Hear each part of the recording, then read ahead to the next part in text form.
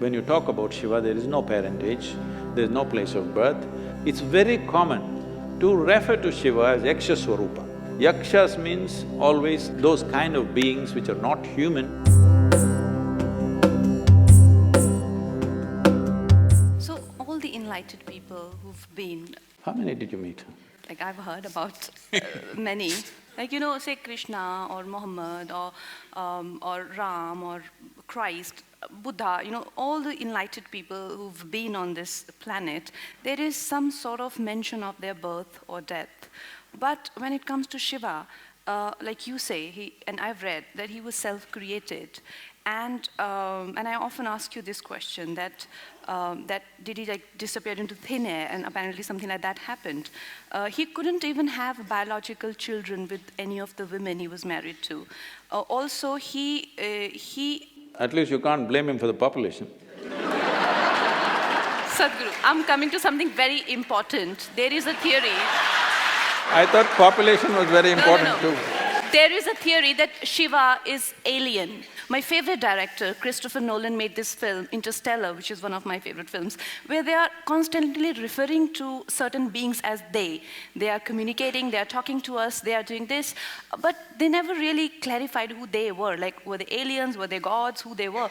And Sadhguru, like this, I think I felt it in, like when any creative idea comes to me, it has absolutely no intellectual grounds where I can go back and track it down. It's literally like a mail dropped in my head.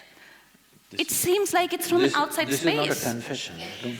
I know it's a confession, but Sadhguru, is it that we are being operated by an external, sort of outside beings? Is it that? Well, people who have no faith in human intelligence are looking up that intelligence will come from somewhere else.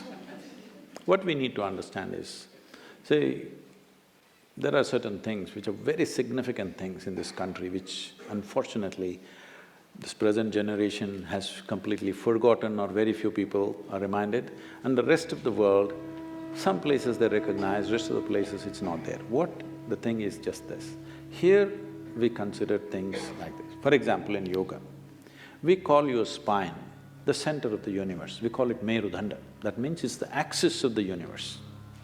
What is a universe? Please understand this. Today scientists are admitting it is an endless universe. Forever we've been saying it's an ever-expanding universe. So we said your spine is the axis of the universe. That sounds ridiculous. Even without putting any load, most people's backs are hurting badly. They can't even walk or run or do anything. If this becomes the axis of the universe, what will happen? Why we are saying this is, see, you know there is a universe or you think there is a universe only by your experience, isn't it so? If you did not experience, if you could not see this, if you could not see like this and feel like this, you wouldn't know there is a universe. Only because of your experience there is a universe.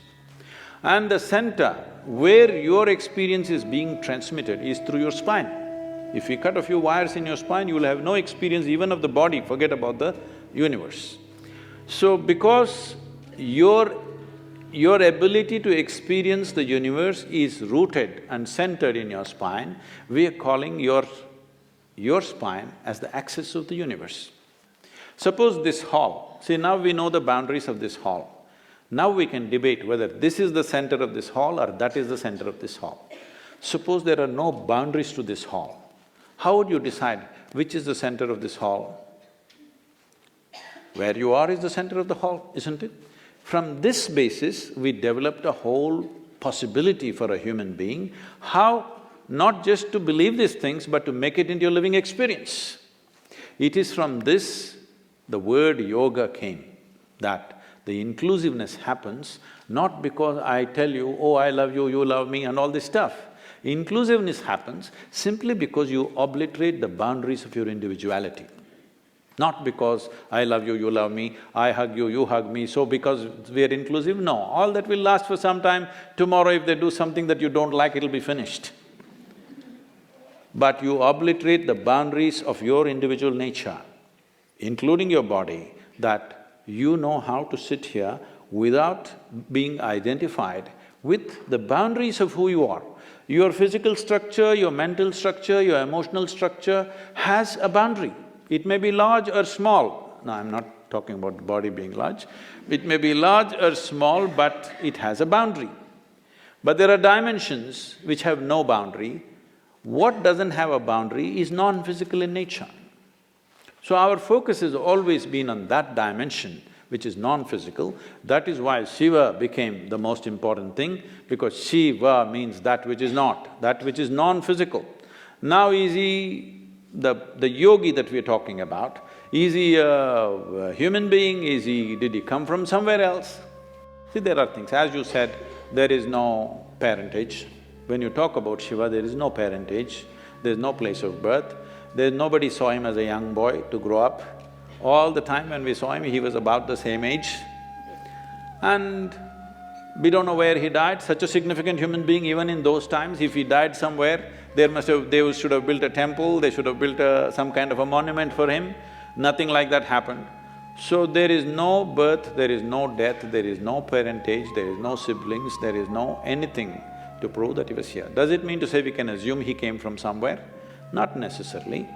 But in many of if you look at the lore, it's very common to refer to Shiva as Yaksha Swarupa. This means, Yakshas means always those kind of beings which are not human, but who supposed to have existed in the natural environment in this planet, in the forests and other things. Whatever we were referring to, some kind of beings or creatures or whatever you want to call them, who are not human in nature. So many times in the lore, you will see any number of songs and other things talking about Shiva as a Yaksha Swarupa. So there are many things which point, but there is no specific proof that he came from elsewhere.